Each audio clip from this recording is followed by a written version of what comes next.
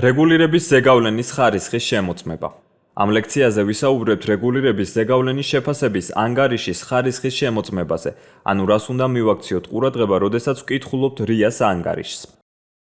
ამ მოდულში მიმოვიხილავთ შეფასების ძირითად კრიტერიუმებს, რომელიც გაწერილია 35 დადგენილებაში. სტანდარტული და სიღრმისეული RIA-ს ანგარიშის სტრუქტურას, რამდენად სწორად გადაწყდა RIA-ს დოკუმენტის სახე, სტანდარტული თუ სიღრმისეული და გავივლით საკვანძო საკითხებს RIA-ს ეტაპების მიხედვით.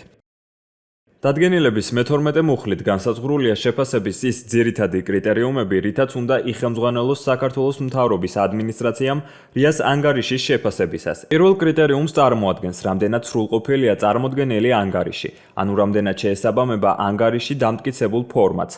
ამ საკითხს ოდნავ მოგვიანებით მივუბრუნდებით.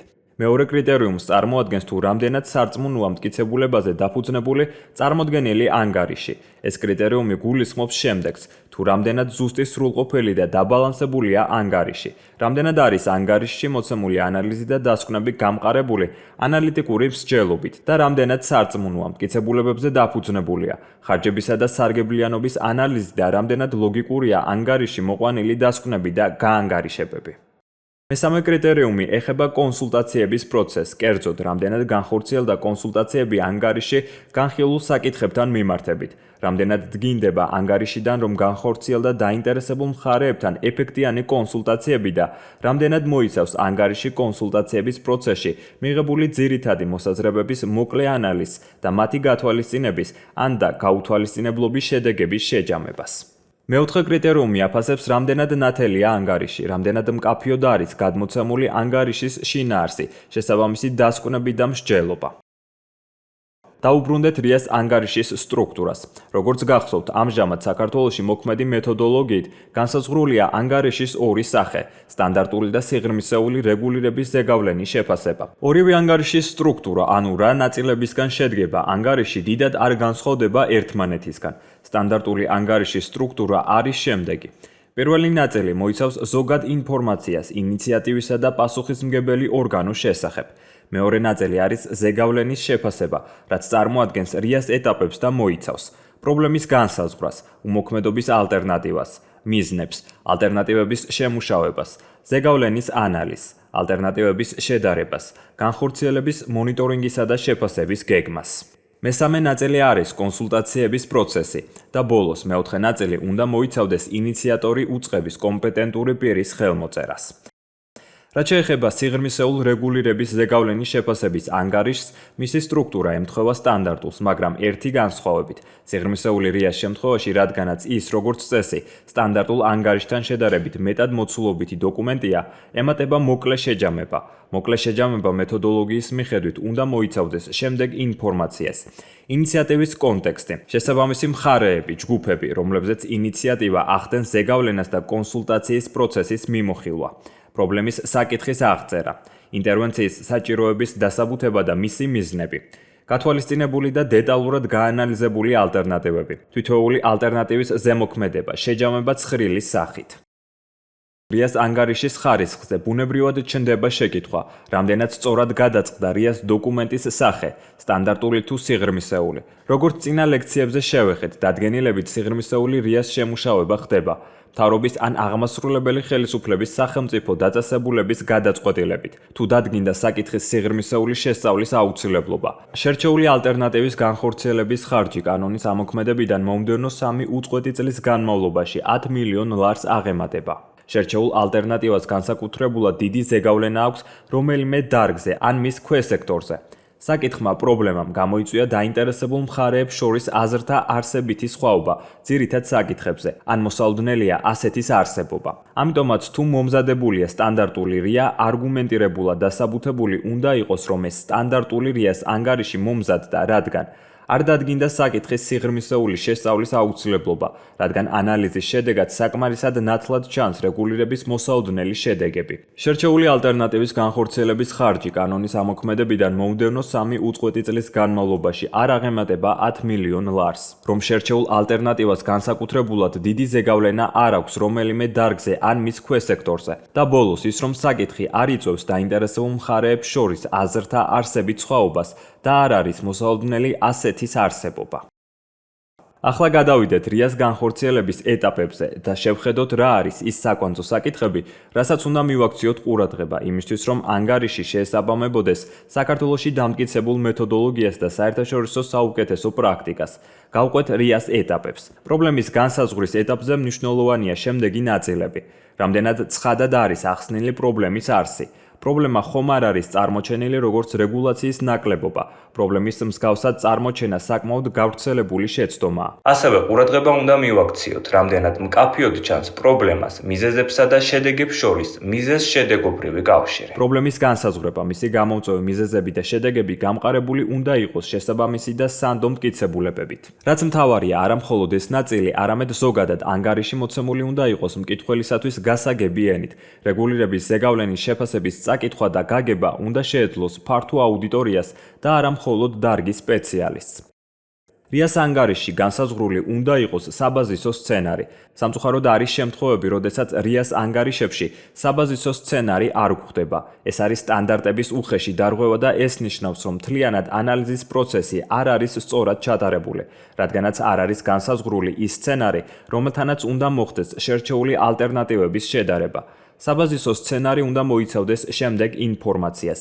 ინტერვენციისგან თავის შეკავების შემთხვევაში როგორ შეიცვლება პრობლემა, რამდენად მოსაოდნელია პრობლემის გამწვავება, მისი მასშტაბის გაზრდა ან შემცირება.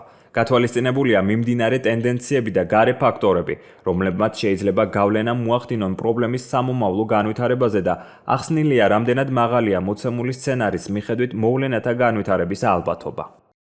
ანგარიში ჩამოყალიბებული უნდა იყოს პოლიტიკის მიზნები.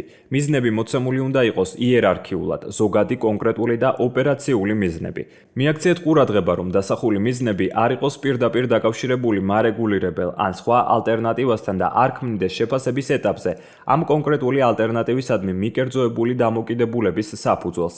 მიზნების შეჯამება წარმოდგენილი უნდა იყოს მეთოდოლოგიაში მოცემული მიზნების ცხრილის მიხედვით, რომელიც გავიარეთ კურსის წინა მოდულში. ალტერნატივების შემუშავების ნაწილში აუცილებლად უნდა გქონდეს უმოქმედობის ინტერვენციისგან თავის შეკავების სცენარი. როგორც უკვე აღვნიშნეთ, რეგულირების ზეგავლენის შეფასებისას დაუშვებელია უმოქმედობის სცენარის არ ქონა. ყველა ალტერნატივა მკაფიოდ უნდა იყოს ჩამოყალიბებული და მარტივად გასაგები ყველა დაინტერესებული მხარისთვის. ჩამოყალიბებული ალტერნატივები უმოქმედობის სცენარის გარდა უნდა წარმოადგენდეს დასახული მიზნების მიღწევის განსხვავებულ გზებს, ეყრდნობოდეს პრობლემის განსაზღვრის ნაწილში გამოვლენილი მიზეზების აღმოფხვრა შემცირების შესაბამის ინტერვენციებს, იძლეოდეს პრობლემის აღმოფხვრა შემცირების საშუალებას, იყოს განხორციელებადი და რეალისტური. ამას გარდა ყველა ალტერნატივის აღწერა უნდა მოიცავდეს შემდეგ ინფორმაციას, სცენარისა და ძირითადი დაშვების, ვარაუდების აღწერას, რომელიც შესაძლებლობის ფარგლებში გამყარებულია შესაბამისი მტკიცებულებებით, დაინტერესებულ მხარეებზე პოტენციურ ზეგავლენას, სცენარის დადებით და უარყოფით მხარეებს, სცენარის განხორციელების პოტენციურ რისკებს. ალტერნატივების აღწერა უნდა იძლეოდეს ყველა საჭირო ინფორმაციას იმისთვის, რომ მკითხველმა აღიქვას ანალიზის შემდგომი ეტაპები, თვისებრივი რაოდენობრივი ანალიზი, ალტერნატივების შეფასება და საუკეთესო ალტერნატივის შერჩევა. მეთოდოლოგიით ალტერნატივების შემუშავებისას სიღრმისეული RIA-ს შემთხვევაში მოთხოვნილია სულ მცირე ერთი არამარეგულირებელი ალტერნატივის განხილვა, თუმცა შესაძლებელია საკითხიდან გამომდინარე არ იყოს მიზანშეწონილი მსგავსი ალტერნატივის განხილვა. ასეთ დროს ანგარიში ახსნილი უნდა იყოს არამარეგულირებელი ალტერნატივის არ განხილვის ობიექტური მიზეზი. შემდეგი საკვანძო საკითხი არის ზეგავლენების ანალიზის მეთოდოლოგიური მიდგომა. ანგარიში მოცემული უნდა იყოს მეთოდოლოგიური მიდგომის აღწერა. სულ მცირე შემდეგი ინფორმაცია, რა სახის ანალიზი ჩატარდა, თვისებრივი ანალიზი, რაოდენობრივი ანალიზი თუ შერეული, რა არის შესწავლილი დროის ჰორიზონტი, მოცემული უნდა იყოს გამოყენებული დისკონტირების განაკვეთის მნიშვნელობა და ახსნილი მისი შერჩევის წყარო. მიაქციეთ ყურადღება, რომ მთლიანი ანალიზის განმავლობაში შერჩეული დისკონტირების განაკვეთის ცვლილება არ მოხდეს. მეთოდოლოგიურ მიდგომაში მოცემული უნდა იყოს რაოდენობრივი ანალიზისთვის გამოყენებული მონაცემთა წყაროებისა და ძირითადი ვარაუდების მოკლე აღწერაც.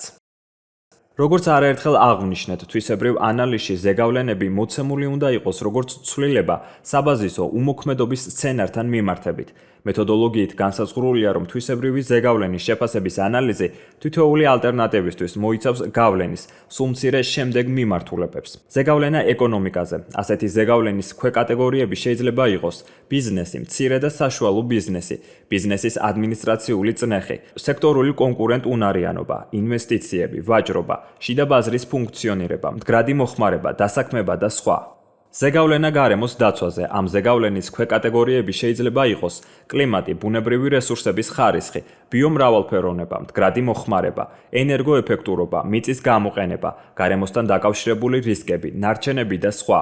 სოციალური ზეგავლენა. ამ ზეგავლენის ქვეკატეგორიები შეიძლება იყოს სამუშაო პირობები, საზოგადოებრივი ჯანდაცვა, კულტურა, განათლება, შემოსავლის განაწილება, სოციალური ინკლუზია და დაცვა, გენდერული თანასწორობა, კრიმინალი, ტერორიზმი და სხვა. გავლენა საჯარო ფინანსებზე. ამ ზეგავლენის ქვეკატეგორიები შეიძლება იყოს სახელმწიფო, ავტონომიური რესპუბლიკის ან მუნიციპალიტეტის ხარჯის შემოსავლის კატეგორიები. ბოლოს, შეფასება შეჯამებული უნდა იყოს მეთოდოლოგიაში მოცემული ცხრილის ფორმით, რომელიც გავიარეთ მე-6 მოდულში. რაოდენობრივ ანალიზში მონეტიზებული და ახსნილი უნდა იყოს თითოეული ალტერნატივის პირდაპირი შესაბამისობის ხარჯები და საჯარო ფინანსებზე პირდაპირი გავლენა საბაზისო უმოქმედობის სცენართან მიმართებით. კონკრეტულად, პირდაპირი შესაბამისობის ხარჯები კერძო სექტორისა და მოქალაქეებისათვის, რაც მოიცავს ყველა დამატებით ხარჯს, რომლის გაღებაც მოუწევს კერძო სექტორს ან და მოქალაქეებს ახალი რეგულაციის პირობების დასაკმაყოფილებლად. მაგალითად, საჯარო ადმინისტრაციისათვის გადახდილი ახალი ან უფრო მაღალი გადასახადები, შესაბამისობაზე პასუხისმგებელი თანამშრომლების ან და გარე კონსულტანტების საქმიანობის ანაზღაურების ხარჯები, რეგულირების ანგარიშების ხარჯები, საქმიანობის რეგულაციებთან შესაბამისობაში მოყვანისთვის საჭირო სისტემების ხარჯები, სხვა გრძელვადიან სტრუქტურულ ცვლილებებთან დაკავშირებული ხარჯები. შემდეგი არის რეგულირებასთან დაკავშირებული საჯარო ხარჯები. ხარჯების ეს კატეგორია მოიცავს ყველა დამატებით ხარჯს, რომელიც სახელმწიფო ადმინისტრაციამ უნდა გაწიოს ახალი რეგულაციის მიღების, დანერგვისა და აღსრულებისათვის. და ბოლოს, რაოდენობრივ ანალიზში მონეტიზებული უნდა იყოს სახელმწიფო ბიუჯეტის შემოსავლები, ანუ ყველა დამატებითი შემოსავალი, რომელსაც საჯარო ადმინისტრაცია იღებს ახალი რეგულაციის შემოღებით. მაგალითად, გადასახადებით, ტარიფებით მიღებული თანხა. სტანდარტული ზეგავლენის შეფასების შემთხვევაში თუ რაოდენობრივი შეფასება არ არის შესაძლებელი, მოცემულია ამის ობიექტური დასაბუთება და საჯარო ფინანსებზე გავლენა თვისებრივად არის შეფასებული. სიღრმისეული რეგულირების ზეგავლენის შეფასების ანგარიში ზემოთ განხილული ხარჯების კატეგორიების გარდა დამატებით უნდა მოიცავდეს ხარჯ-სარგებლიანობის ანალიზს, როდესაც სარგებლის მონეტიზაცია შესაძლებელია, ან ხარჯ-ეფექტიანობის ანალიზს, როდესაც ალტერნატივის პირდაპირი და არაპირდაპირი სარგებლის შეფასება შეუძლებელია ან და არ არის მიზანშეწონილი. მეთოდოლოგიით RIA-ს ანგარიშში ალტერნატივები შედარებული უნდა იყოს მრავალკრიტერიუმიანი ანალიზის მეთოდით. აქ მნიშვნელოვანია, რომ მრავალკრიტერიუმიანი ანალიზის კრიტერიუმებს შორის იყოს მიზნების ნაწილში განსაზღვრული კონკრეტული მიზნების მიღწევა. ანგარიშში წარმოდგენილი უნდა იყოს სასურველი ალტერნატივების რანგირება. იმ შემთხვევაში, თუ ანალიზი ცხადად წარმოაჩენს ერთი ალტერნატივის უპირატესობას, წარმოდგენილი უნდა იყოს სასურველი ალტერნატივა და აღწერილი, თუ მოცემული ალტერნატივა რატომ გამოიწვევს ყველაზე მეტ საერთო სარგებელს და როგორ დააკმაყოფილებს მიზნებს. იმ გამონაკლის შემთხვევაში, თუ ანალიზის შედეგად არ დადგინდა ერთი ალტერნატივის უპირატესობა და ორმა ან მეტმა ალტერნატივა მიიღო ერთნაირი საბოლოო ქულა, ანგარიშში ცხადად წარმოჩენილია ყველა ის გარემოება, როცა ერთი ალტერნატივა ჯობია მეორეს. კერძოდ, აღწერილია თითოეულის განხორციელებასთან დაკავშირებული რისკები და მოცემულია კონკრეტული რეკომენდაცია გადაწყვეტილების მიმღებისათვის, თუ რომელი ალტერნატივა ჯობია რომელ კონკრეტულ შემთხვევაში, რა საერთო სარგებელთან არის დაკავშირებული თითოეული და მოცემულია თითოეული როგორ დააკმაყოფილებს დასახულ მიზნებს. ბოლოს, სასურველია ალტერნატივისათვის ან ალტერნატივებისათვის თუ ვერ მოხერხდა ცალსახად სასურველი ალტერნატივის შერჩევა, აღწერილია მოკლედ მონიტორინგისა და შეფასების მექანიზმი, სადაც მოცემულია შემდეგი ინფორმაცია: პოლიტიკის მიზნების დაკმაყოფილების შესაბამისობისა და პროგრესირების საზომის შესრულების ინდიკატორები, ინდიკატორების შეფასების სიხშირე და დრო. თითოეულ ინდიკატორზე პასუხისმგებელი უწყება. ყველა ინდიკატორი არის კონკრეტული გაზომვადი, მიღწევადი და რელევანტური. რეგულირების ზეგავლენის შეფასების ანგარიშის ხარისხის უმნიშვნელოვანესი შემადგენელი ნაწილია, თუ როგორ წარიმართა კონსულტაციების პროცესი. ამისათვის მნიშვნელოვანია დაინტერესებულ მხარეთა გავლენისა და ინტერესის იდენტიფიცირების ცხრილის შემადგენლობა. ის უნდა იყოს ინკლუზიური და არ შემოიფარგლებოდეს მხოლოდ აშკარა დაინტერესებული მხარეებით. ის უნდა მოიცავდეს ასევე ისეთ სამიზნე ჯგუფებს, რომლებსაც ნაკლები საშუალება აქვთ გადაწყვეტილების მიმღებებს მიაწვდინონ საკუთარი აზრი. და რაც მთავარია, კონსულტაცია უნდა შედგეს ამ ცხრილში მოცემულ ყველა მხარესთან. იმ შემთხვევაში თუ რომელიმე ჯგუფი ვერ ან არ ჩაერთო კონსულტაციების პროცესში, განმარტებულია შესაბამისი მიზეზები და ახსნილია თუ რა მექანიზმები იქნა გამოყენებული ამ ჯგუფის ინტერესების გასათვალისწინებლად. კონსულტაციის ხარისხზე მეტყველებს ჩატარებული კონსულტაციის მეთოდები. სასურველია კონსულტაციები არ ეყრდნობოდეს მხოლოდ პასიურ მეთოდს და მეტწილად იყოს გამოყენებული აქტიური მეთოდი. შეგახსენებთ, აქტიური მეთოდი მოიცავს დაინტერესებულ მხარეებთან შეხვედრებს, ინტერვიუებს, საჯარო პრეზენტაციების, პანელური დისკუსიის გამართვას, ფოკუს ჯგუფების გამოკითხვების ჩატარებას და ასე შემდეგ. პასიური მეთოდი მოიცავს დაინტერესებულ მხარეებთან კანონპროექტის ან ანგარიშის კომენტირებისათვის გადაგზავნას ან კომენტარების მისაღებად ვებგვერდზე განთავსებას. ანგარიში მოცემული უნდა იყოს კონსულტაციის პროცესის შეჯამება. შეჯამების ცხრილიდან და შესაბამისი დანართების არსებობის შემთხვევაში დანართებიდან უნდა იკვეთებოდეს, რომ კონსულტაციის პროცესში მოხდა შეფასებისათვის საჭირო მიმართულებებით ინფორმაციის მოპოვება დაინტერესებული მხარეებიდან და არ მოხდა შეფასებისათვის მნიშვნელოვანი არც ერთი საკითხის გამორჩენა. ასეთი მნიშვნელოვანი საკითხებია, როგორც წესი, პრობლემის, მისი გამომწვევი მიზეზების, შედეგების, ალტერნატივების ფორმირებისათვის საჭირო, ასევე ალტერნატივებთან არსებული რისკებისა და შესაძლებლობების შესახებ ინფორმაცია და სხვა. ანგარიში უნდა ჩანდეს, რომ მოხდა კონსულტაციის პროცესის ყველა რელევანტური შედეგის გათვალისწინება. როგორც აქამდე ვისაუბრეთ, რეგულირების ზეგავლენის შეფასების ანგარიში უნდა იყოს ნათელი ყველა დაინტერესებული მხარისათვის. მთლიანი ანგარიში უნდა ვითარდებოდეს ლოგიკურად. შეფასების ყოველი შემდეგი ეტაპი წარმოადგენდეს წინა ეტაპის ლოგიკურ გაგრძელებას. დასკვნების ნაწილი, სასურველი ალტერნატივის შერჩევა. სრულად უნდა ეფუძნებოდეს წინა ეტაპებს და ამ ეტაპზე არ უნდა მოხდეს არც ერთი ისეთი ახალი დეტალისა და საკითხის წარმოდგენა, რომლის შესახებ ინფორმაცია არ მოიპოვება ანგარიშის წინა სექციებში. საჭიროების შემთხვევაში დამატებითი ტექნიკური მასალის წარმოსაჩენად შესაძლებელია დანართების გამოყენება. დანართები არ უნდა იყოს ზედმეტად მოცულობითი და უნდა შემოიფარგლებოდეს მხოლოდ შესაბამისი ინფორმაციით.